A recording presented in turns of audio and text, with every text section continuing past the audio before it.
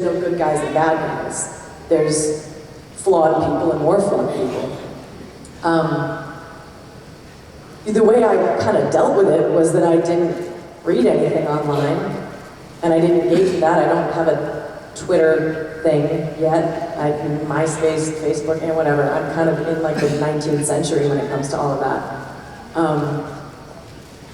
I'll be honest, there are times when I'll hear about things that people say, and it's hard to remember to have a thick skin. You know, there are times where it's like, dude, ouch, I'm a person. Like, you can be mad at Ori, but Sarah didn't sleep with her husband's best friend. Like, it just didn't happen. I swear. You know, but you take the good with the bad. I mean, people care that much because there's like 10 million people watching the show, and that's great. I just hope people know that I'm an actor. Thank you.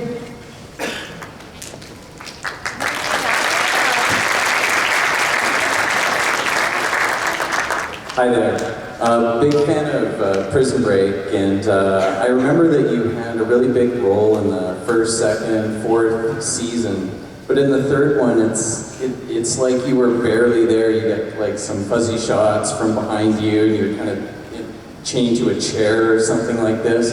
And I just kind of wondered, I mean, they could have put a wig on anybody, and it, you know, could have posed as you or something. And I wondered, was there a reason? Were you on like sabbatical or something like this? I was in rehab. I'm kidding.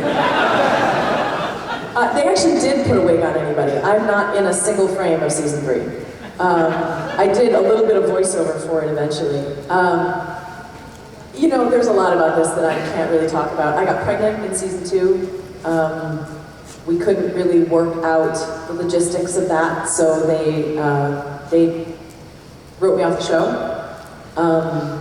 And you know, I had a baby and moved on, and then, God bless them, to their everlasting credit, the fans kicked up a huge fuss, and they got me my job back, and I got a call, I swear to God, on April 1st.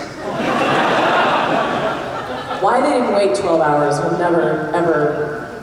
They called me, they're like, hey, we'd like to invite you back for season 4, and I was like, I don't know that that's in great taste, but it's really funny. They're like, no, we want you back for season 4. I was like, y'all killed me. You put my head in a box. They're like, yeah, we're gonna say that was someone else's head. I was like, okay, well, sure. So then I came back for season 4. And that's just how all that happened. There's so many things that happen that are out of our control as actors. So many, and that was one of them. But it was also, I mean, the upside of it is it was something that I'll never forget to the day I die. The idea that the fans cared enough about that character to write and call in and kick up such a fuss that Fox Television did a 180 and decided to take my dead head out of a box and stick it back on my neck and give me my job back. I did think about doing all of season 4 with a scarf. They wouldn't let me.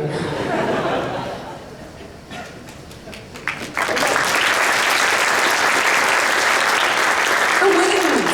You guys have to look at these wings. They're amazing. Everybody, that's so cool. I don't even know what you are, but you have beautiful wings. Thank you for the spotlight. What now? Thank you for the spotlight. Oh, yeah, she did. Feels weird, doesn't it? Kind of. I'm a huge Prison Break fan, and I just have a personal question for you. Of all the characters on the set, there's T-Bag, there's the psychopath, there's Haywire, there's all these crazy people, but of all the characters, which person was the most different from their person they were acting to their real-life character? Oh, that's a really interesting question. The most different from their character to their... I mean, just in his own defense, I want to say Rob Knepper, right? Like, he's not a pedophile. He's just not. Knepper's a really good guy with a son, who's a really good, normal, not messed up kid in any way. Silas Mitchell is also a really lovely human being who's not at all batshit crazy. Or we're all batshit crazy, but he's not haywire crazy. You know, Wentworth isn't the kind of guy who'd ever pick up a gun. So there's some real truth in that. Wentworth's one of the most peaceful, quiet, reserved, private people I know. Dom's pretty much Lincoln. Yeah, Dom's Lincoln. So I guess maybe he's the outlier. Everybody else is pretty different, but Dom's Lincoln for some. Thank you. Sure thing. Oh, another cool costume. Everybody like, so cool. And who are you? My name's Stephanie. I'm dressed up as Chief Insurance. You probably don't know that. Can anybody hear a word of that? No? One more time? I'm from Anatomy. Okay. Sorry, what's your question? I'm totally putting you on the spot. I love what you did in The Walking Dead. It's awesome. But you had me back at Prison Break. And I was wondering, kind of along the same lines of The Walking Dead question, where it's like, the scene that just totally tore you up inside. I was wondering what that scene would be for Prison Break for you. I didn't hear all of that. What would be for Prison Break? Like that scene that just totally tore you up inside. Oh, the scene that tore me up inside.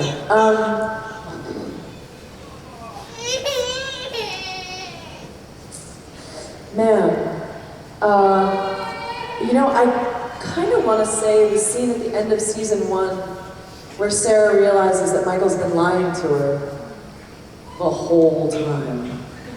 You have, the thing I thought was really cool about the first season of Prison Break from my character's perspective is Michael's going through this life-changing, crazy madness.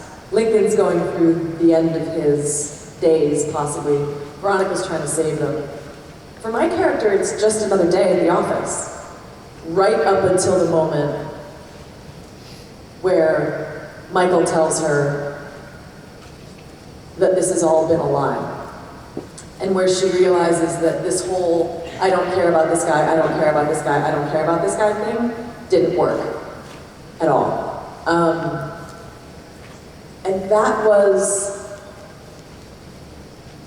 it was a hard scene to play, partly because, as an actor, you kind of think, oh, you'd be so emotional, you'd be screaming and yelling and tearing your hair out and crying. And then we got there on the day, and everything just went cold inside. And we found that it was a really quiet scene, where, it's just somebody standing on the beach watching a tsunami coming towards them, not able to turn and run. And I think that was it, because everything that comes after, from that moment on, she's prepared for it, because this is now a man who's capable of anything. But in that one moment, he takes the mask off, and she kind of goes, oh, you're not Bruce Wayne. You're Batman. This is terrible. Yeah. I'm gonna stick with that. So there.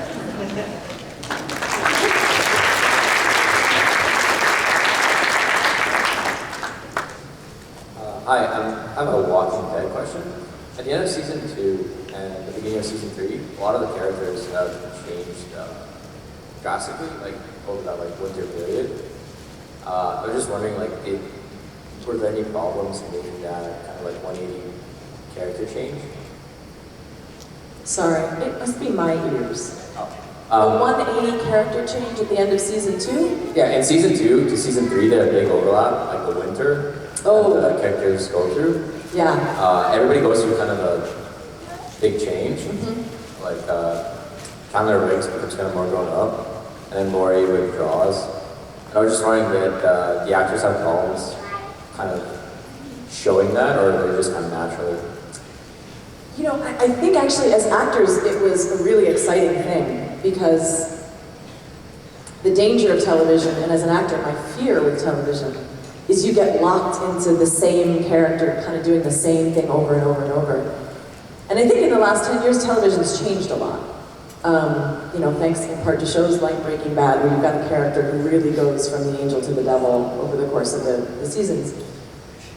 But you you still get nervous that, oh, I'm going to be locked into playing this one character a certain way. And with season 3, the writers called us in, kind of one at a time, and they said, you've gone through, this is your apotheosis over the time that you've been off camera. Obviously mine was physical in addition to everything else, but I thought it was a really, really smart thing to do. It's also what we have to do with Chandler, because you turn your back on him and the kid's going to be growing a beard, I mean, he's growing up super fast, and we had to account for the fact that he was like no less than 3 inches taller when we started again. But it's kind of great because I think it's shorthand to the audience. You guys don't want to see every single second of us going through every single second of survival. You do want to jump ahead and see, well, what happens in a world where the zombies aren't that scary anymore?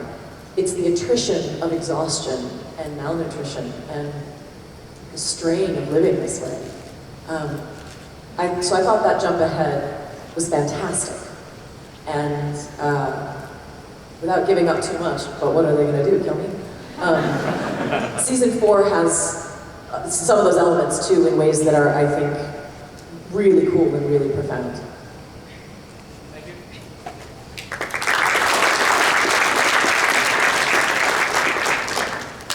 Hi Sarah, not so much of a question, more of a statement. I'm a Walking Dead fan. I just want to thank you for the job that you've done throughout the 3 seasons. You've done a fantastic job, and I think I speak for everyone here. We'll very much miss Laurie, so thank you. Thank you.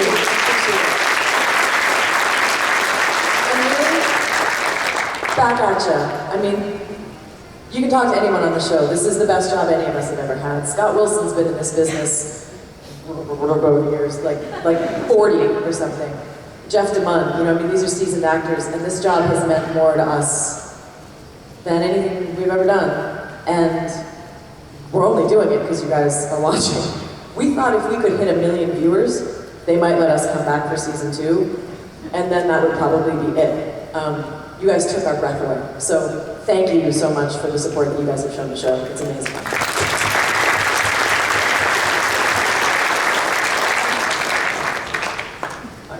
I have a question referring to the prison break.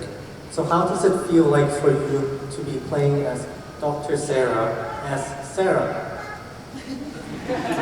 Is it a coincidence? It's a total coincidence. I begged them to change it. I begged them, just because it's helpful to know when someone's walking up to you on the street. If they say, hey Lori, I know to turn around with, I'm about to meet a fan I don't know face. But if they say, hey Sarah, I don't know if it's a friend or a stranger. And I went to Paul Schering, who created Prison Break, and during the pilot, and I was like, listen man, let's give her any other name.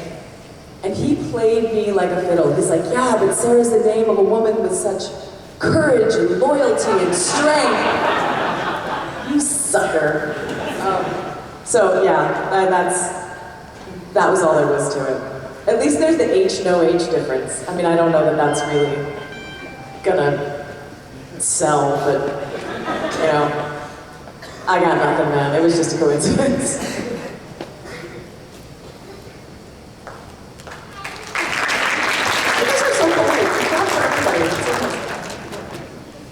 Hi, thanks for coming. It's so good to see you. So I just have a question my little sister wanted me to ask. So you've gotten a lot of roles and you've been really successful in this business. I'm just wondering if you have any tricks into getting into auditions that you could share. Tricks in the audition process? Whew. I mean, here's the thing. I've been cast in 2 series that I've been really, really lucky to get. And they've done really well, which is more luck.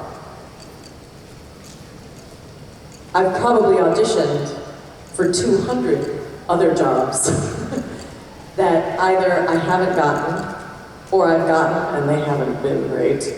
I've been in pilots that haven't been picked up. There's a lot of fairy dust in this business. And I love what I do and I believe in what I do. I'm kind of a fanatic about it. I think storytelling is sacred. I think every culture throughout history has storytellers, and I think it's a beautiful thing to be a part of. but I have no ability to pick a winner. My husband's pretty good at it. He read the scripts to both Prison Break and The Walking Dead, and he said, I think people are going to love these shows. I just kind of went, I don't know. I think I tend to get cast